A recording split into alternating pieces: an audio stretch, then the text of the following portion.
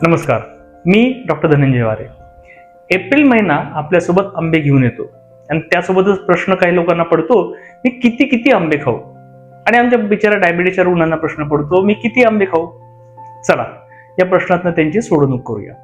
Diabetes होतं म्हणजे काय होतं, तर आपल्या शरीरामध्ये शुगर कंट्रोल करणारा हार्मोन म्हणजे इन्सुलिन.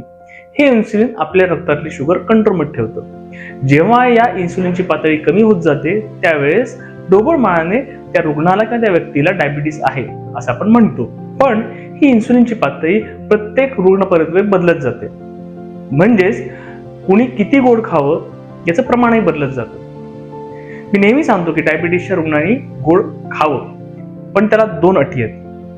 पहिलं, ते प्रमाणात खावं. तुम्ही लग्नात गेलात, एखादी जिलेबी, एखादा गुलाबजाम, घरामध्ये रस केला असेल, खीर केला असेल तर एखादी वाटी, तुम्हाला चहा प्यायची इच्छा होत असेल तर घरामध्ये इतर लोकांचा चहा झाल्यानंतर त्याच पातेल्याच्या त्याच पत्तीमध्ये तुमचा चहा जर केला तर गोडवाही उतरतो आणि वरनं साखर टाकायची गरज पडत नाही.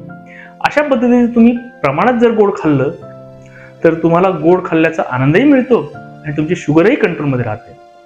दुसरा महत्वाचा मुद्दा म्हणजे डायबिटीसच्या रुग्णांमध्ये शुगर कंट्रोल करण्यासाठी व्यायामाचा खूप मोठा अंतर्भाव असतो.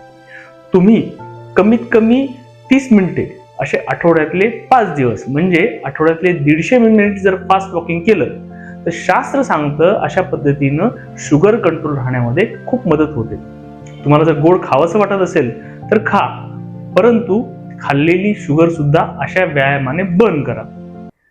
थोडक्यात डायबिटीसच्या रुग्णांनी गोड निश्चितच खावं, पण किती ते प्रमाणामध्येच खावं.